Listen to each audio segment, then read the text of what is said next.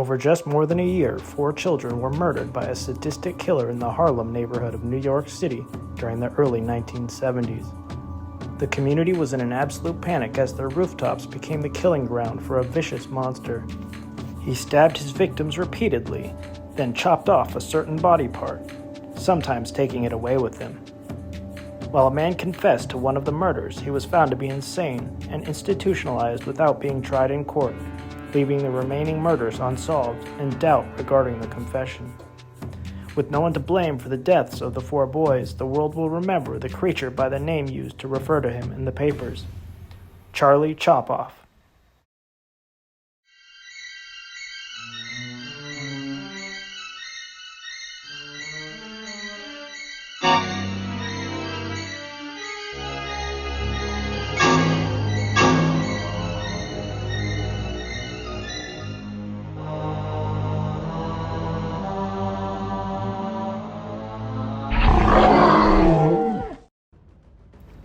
The 1970s was a time of culture and creativity in Harlem, but there was a shadowy undercurrent of drugs and crime, as in all cities. In this case, heroin was being sold to the area by a crime syndicate known as the Council and led by Nicky Barnes. There was also Frank Lucas, subject of American Gangster, selling the poison. Despite the issues, most families in Harlem were working hard to make ends meet, with many households making less than $10,000 a year, the equivalent of just over $70,000 in today's dollars. On March 9th of 1972, these families began a new nightmare that left parents in a panic. On that day, a boy was found murdered on a rooftop just blocks from his home. Douglas Owens was only 8 years old when he was killed. He had been assaulted and stabbed over 36 times in the neck, chest, and back. His shoes had been taken, but horrifyingly, the killer had slashed at the boy's genitals, nearly severing his member. It is possible that the police could have stopped the killing after the first victim. On March 26, 1972, a tip came in, pointing a finger at a man named Erno Soto. It was speculated that his motivation was his wife leaving him and having a child with an African-American man. This led him to become deranged and to lash out at those he blamed for his problems. However, profilers describe the killer as a lust killer, indicating that he in fact was attracted to his victims, and the violence achieved some sort of sick gratification. Despite the call, police did not investigate Soto, and on April 20th, the monster struck again. An anonymous 10-year-old boy was found on another rooftop 2 miles from where Owens had been found. He had been abused and ravaged with a knife like the first victim, but this time the removal of his manhood was successful. Thankfully, the boy survived the attack, and his body part was found discarded in a park. When police were able to interview him, the boy told them that his attacker had been either an Italian or Hispanic man in his late 30s. He had a pockmarked face with a mole on the left side and strange black marks on his chin. Perhaps due to the attention that this second attack had gotten, the killer did not strike again until October 23rd. Wendell Hubbard was only 9 years old when he was murdered on the roof of the building that his family lived in. He had been stabbed 17 times in the neck, chest, and stomach. Once again, the killer chopped off his genitals and took them away with him. There was not another attack until 2 days prior to the anniversary of the murder of Douglas Owens. On March 7, 1973, a 9-year-old boy named Luis Ortiz was found dead in a basement. Breaking the pattern, Luis was Puerto Rican, while the past victims had all been African American. Despite the difference in race and location, it was clear that Ortiz had been murdered by the same killer as Owens and Hubbard. He had been stabbed over 38 times and had his genitals cut off and taken away. Ortiz had been running an errand when he disappeared close to his home. These vicious attacks outraged the community. They felt that the police were not doing enough to catch the killer. Protests and community meetings were held, and children were instructed on the danger in their midst and to avoid any interaction with strangers. In response, the police formed a task force to find the killer, with 50 detectives working on the case.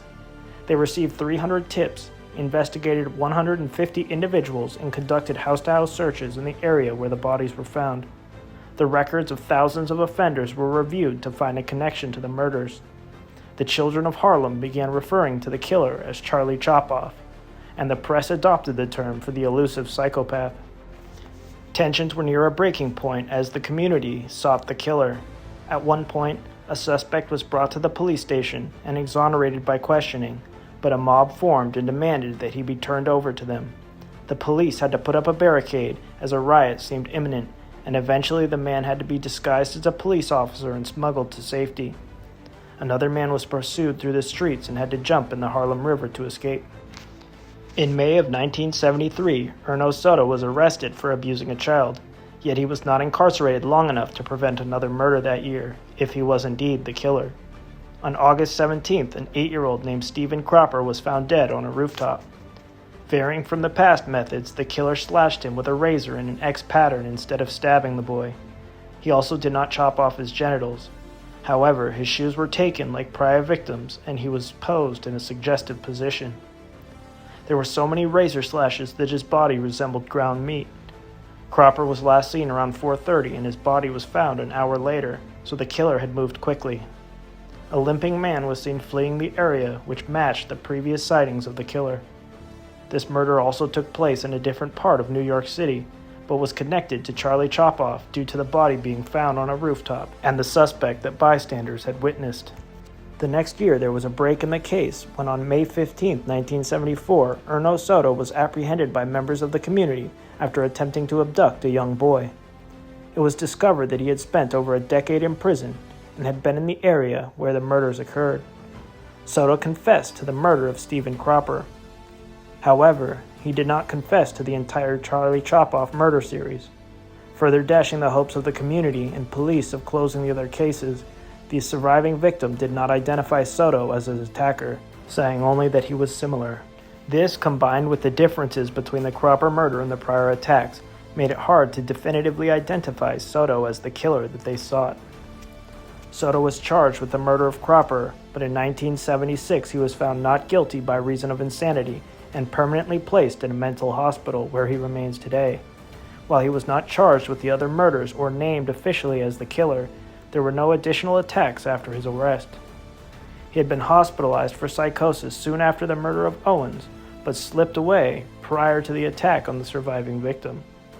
He had also been in a mental hospital at the time of the Cropper murder, but authorities say that he was easily able to come and go from the facility. The case is still officially unsolved, but it seems that police were confident that Soto was their killer. But we will never know for sure whether he was in fact Charlie Chopoff, or whether the serial killer simply moved to a different area to continue his brutal reign of terror on a new community, or simply began using different methods to kill.